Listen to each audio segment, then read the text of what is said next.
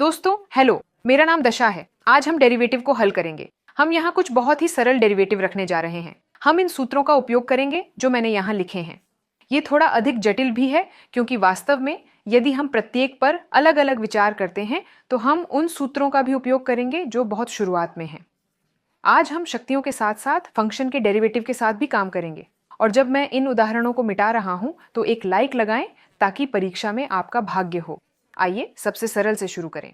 सबसे अधिक संभावना है, आपके पास पहले से ही एक सुराग है कि इसे कैसे हल किया जाए। बस दोहराएं तो हमारे पास एक संख्या है जिसे एक x से गुणा किया जाता है जो चौथी घात में होता है।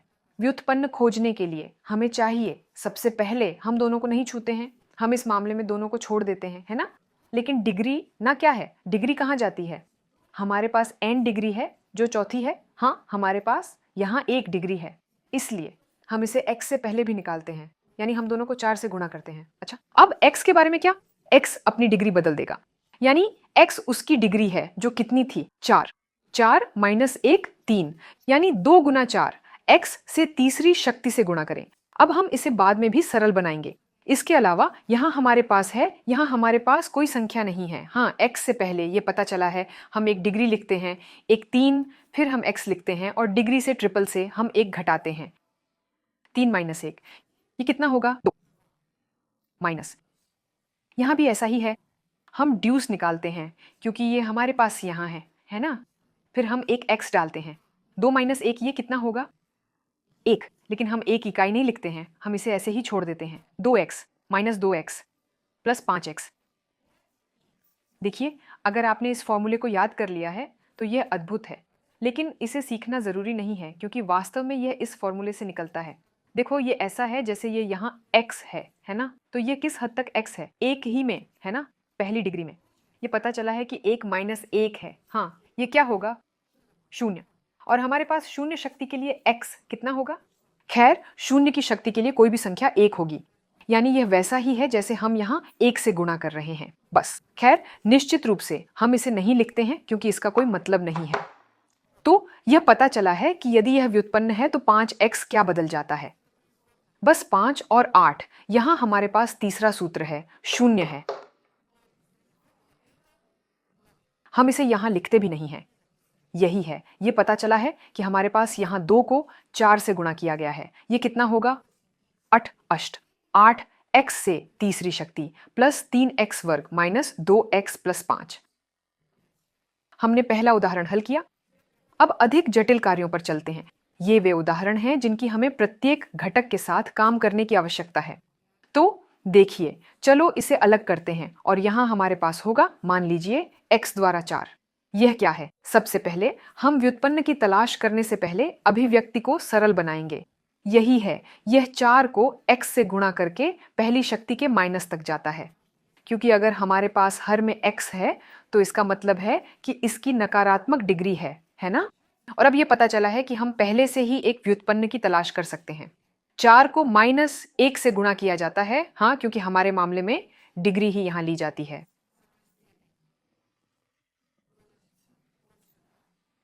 x -1 से गुणा करें और दूसरे को -1 घटाएं। इसका क्या मतलब है, चलो इसे यहां करते हैं। मुझे लगता है यहां हमारे पास -4 होगा, है ना। 4 को 1 -4 -1 -4 से गुणा करें, x -2 से गुणा करें।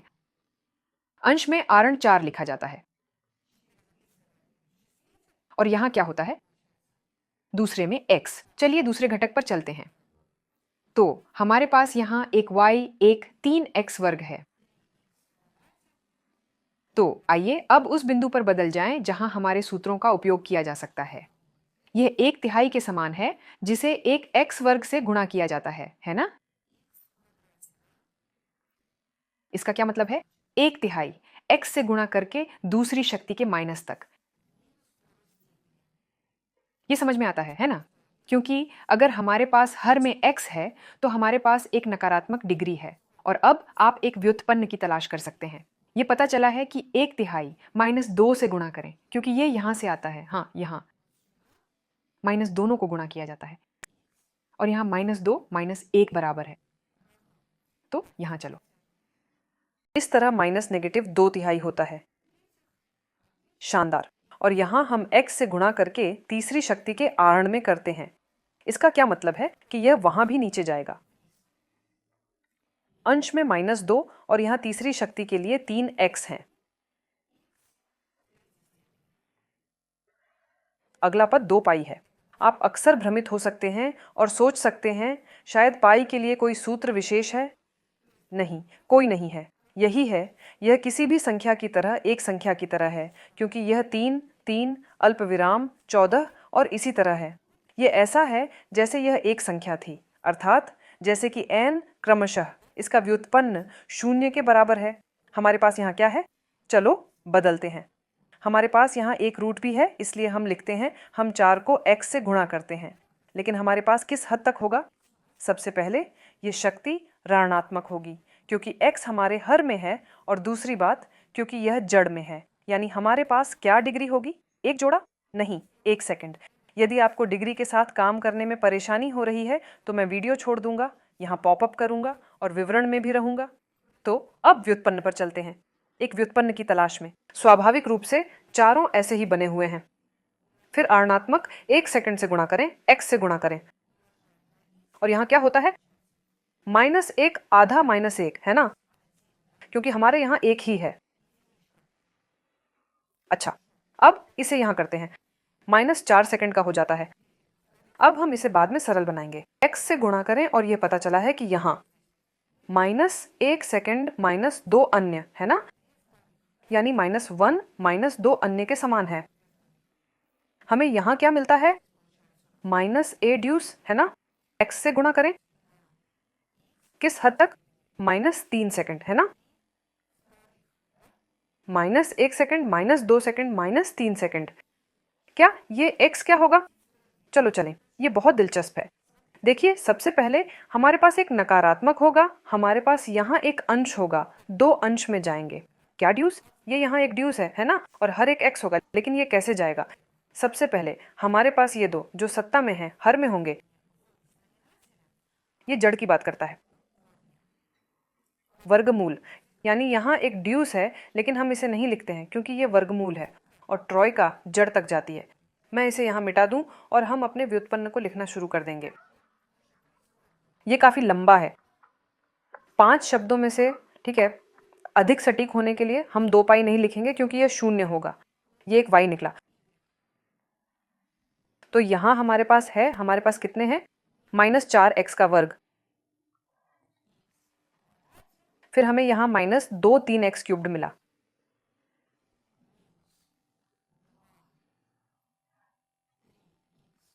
यहां +0, लेकिन हम इसे नहीं लिखेंगे, और यहां हमारे पास एक माइनस है। हाँ, और ये एक प्लस भी देता है। माइनस के लिए -1 प्लस देता है, तो हम लिखते हैं +2x क्यूब्ड लिखते हैं, है ना। और हम x से 5वीं डिग्री की इस जड़ के साथ रह गए हैं। आइए इसका भी विश्लेषण करें। तो ये पता चला है कि हमारे पास yx की 5वीं शक्ति के मूल के बराबर है। इसका क्या मतलब है? इसका मतलब है कि यह x है। किस हद तक? 1/5। यदि हमारे पास 1/5 की शक्ति के लिए x है तो हम 1/5 हिस्सा निकालते हैं। फिर हम x 1/5 -1 डालते हैं। इसका क्या मतलब है? 1/5 x 5वां माइनस 5/5। दाई? क्यों नहीं? अब 1/5 हिस्से को x से गुणा करें। हम इसे यहां कैसे करते हैं? हम अंशों को घटाते हैं। हाँ, हमारे पास पहले ऋणात्मक ऋण 4/5 होगा।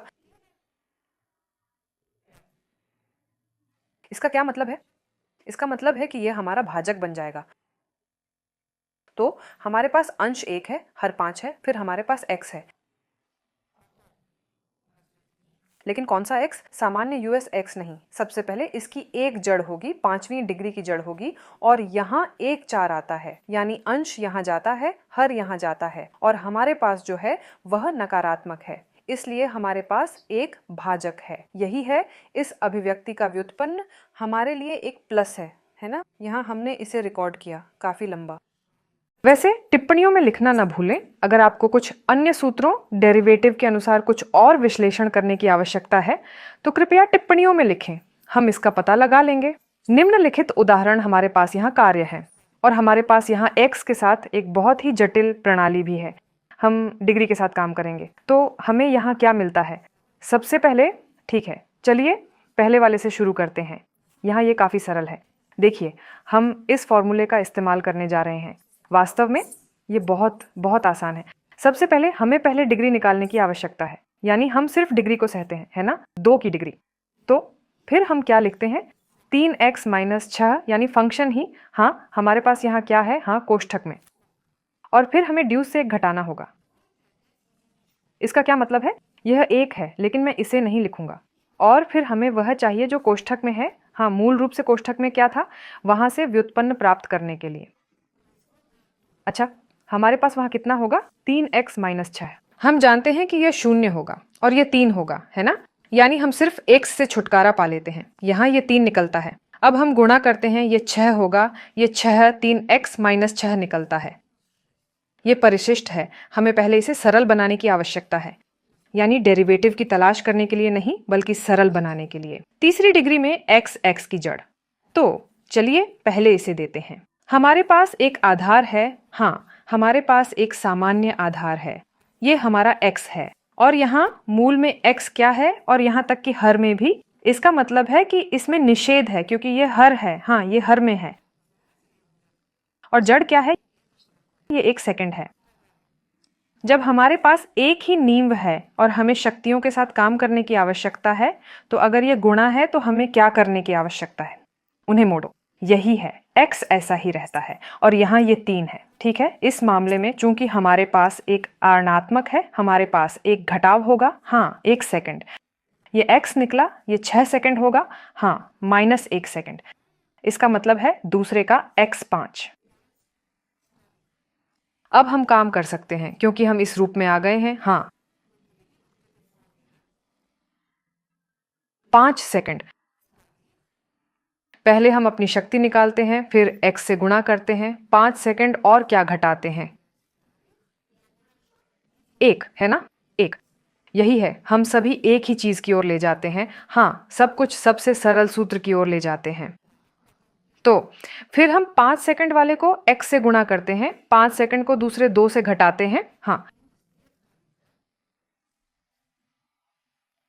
दूसरे 5 को x से गुणा किया जाता है, हमें यहां क्या मिलता है, 3 सेकंड। हाँ, दूसरा 5 क्या है, ये 2 पूरे हैं। हाँ, वर्गमूल से गुणा करें, वह यहां आ रहा है ना। यहाँ x और तीसरी शक्ति में 2 पूर्णांक हैं। ठीक है, आप 2.5 लिख सकते हैं, आप इसे इस तरह लिख सकते हैं, तीसरी शक्ति में x, आप दूसरे 5 को छोड़ सकते हैं जैसा कि आप चाहें। एक अन्य घटक जो बहुत सरल भी है, x - 2 है, लेकिन यह एक फंक्शन है, इसलिए कभी कभी आप कार्यों के साथ थोड़ा भ्रमित हो सकते हैं। तो देखिए, यहाँ समारोह है। सबसे पहले यह क्या है, x - 2। इसका मतलब है कि यह एक आधे की शक्ति के लिए x - 2 है। इसका क्या मतलब है, हम 1 सेकंड निकालते हैं। हाँ, यहाँ हमारे पास एक सूत्र है, हमारे पास यहाँ कहाँ है, यह रहा। हम पहले प्राप्त करते हैं यह संख्या, फिर हम फंक्शन -2 डालते हैं। लेकिन किस हद तक, 1 सेकंड -1, 1 सेकंड -1, और फिर उसी फंक्शन के व्युत्पन्न से गुणा करें। लेकिन हमारे पास यहाँ कोष्ठक में जो है वह किस व्युत्पन्न के बराबर होगा, यहाँ 0 है, यहाँ 1 है, इसलिए हमें सिद्धांत रूप में किसी भी चीज से गुणा करने की आवश्यकता नहीं है। ये एक ही बात है, यानी एक ही बात, इसलिए हम यहाँ दूसरे स्थान पर हैं। और आइए प्रतिबिंबित करें, x - 2, यहाँ ये 1 सेकंड -2 सेकंड, x - 2 निकलता है, ये -1 सेकंड निकला। राइट, यदि हमारे पास एक माइनस है तो यह हर में चला जाता है, इसलिए हमारे पास यहाँ इस तरह होगा, एक शीर्ष पर, फिर 1 2 नीचे, हाँ, फिर x - 2। लेकिन यह एक कोष्ठक नहीं होगा, लेकिन आप इसे इस तरह लिख सकते हैं, यानी यह ड्यूस यहीं जाएगा एक। और ऐसा ही है, खैर, जैसे कि एक कोष्ठक में और एक लाइनर में और हर में जाता है, बस इतना ही। यही है, इन तीन घटकों का एक व्युत्पन्न होगा।